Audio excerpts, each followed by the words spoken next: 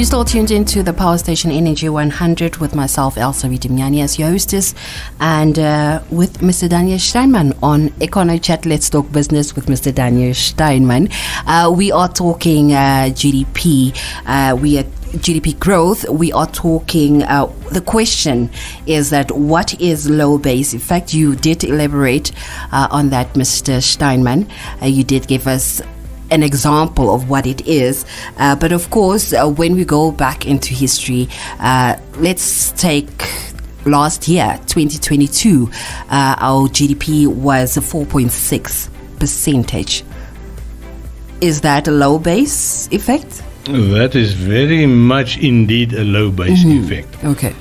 If you look at this over a 5-year time frame, you will see that in the latest Bank of Namibia reports, the second quarter reports for 2023, they're pointing out there that we are still not fully there where we were in 2019 before COVID.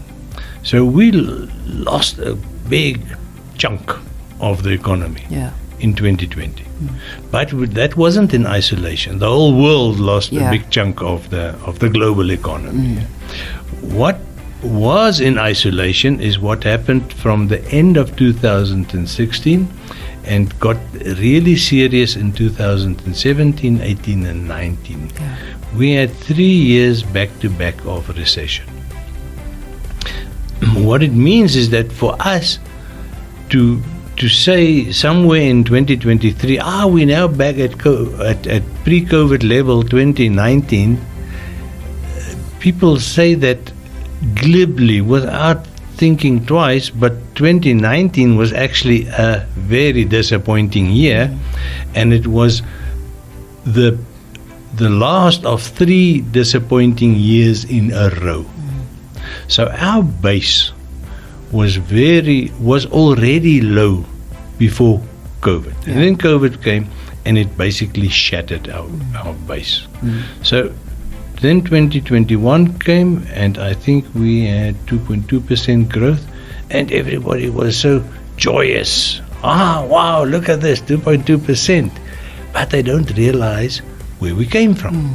They don't realize that if that 2.2% is in comparison to 2020, and 2020 was extremely low, devastated by 3 years of recession and then one massive impactful year, 2020, from COVID. So in 2022, last year, the little note I gave you, we grew 4.6%, and we were elated. Because that is, under normal conditions, 4.6% growth in sub-Saharan Africa is fantastic. Except, remember what we're talking about? We're talking about the low base. Yes.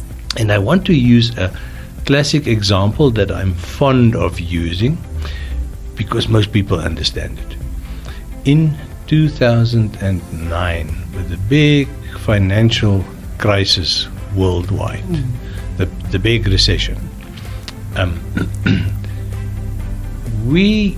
our diamond industry really imploded. It evaporated in a matter of 10 months. It lost about 80% of its productive capacity. Consequently, a few months later, it lost more than 80% of its value. So let's say we take 2008 and we call it a base year. So let's say the diamond industry was worth 100.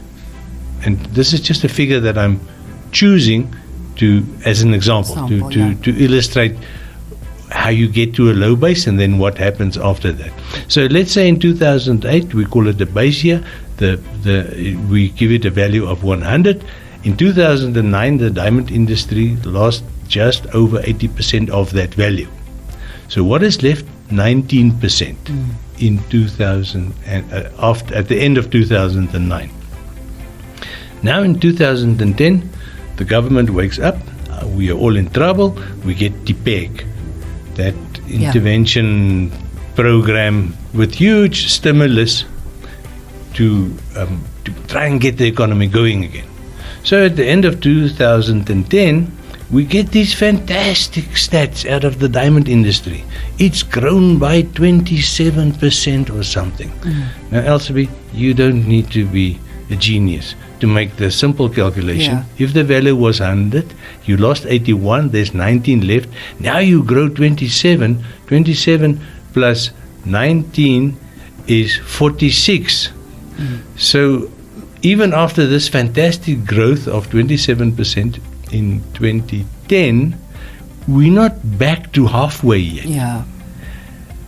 So you see what the implication is? Because the base was so low. Yeah. Where we started measuring from was really almost ground level. Yeah. Now apply that image to what's been happening 2020, 2021, now recently, and you see that the 2.2% 2021 was actually, you can't really call it growth. Yeah. And then we're very happy with the growth in 2022, 4.6%. But if you look at where we come from, we're not even back where we were. Yeah. And this is unfortunately the reality, but also the sad part. But this is what you need to understand when I said about that the trends are more important. Because we can all go sit in a corner and cry and just preach doom and gloom. The economy is going nowhere, even after growing 4.6%, because we're not back to 2019 levels.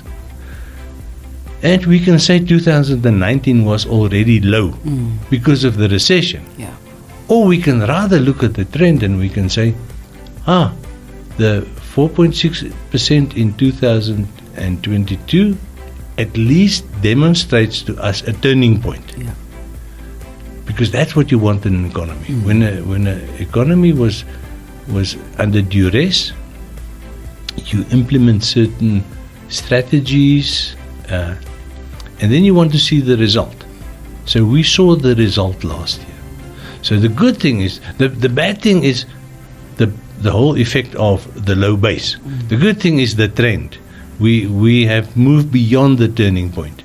So what it means that if the Bank of Namibia is forecasting growth of 3% for this year, it is much less, or it's slower than the 4.6%, but you have to compare it to 2020. So you have to add the 2 years. Last year 4.6% and this year's 3%.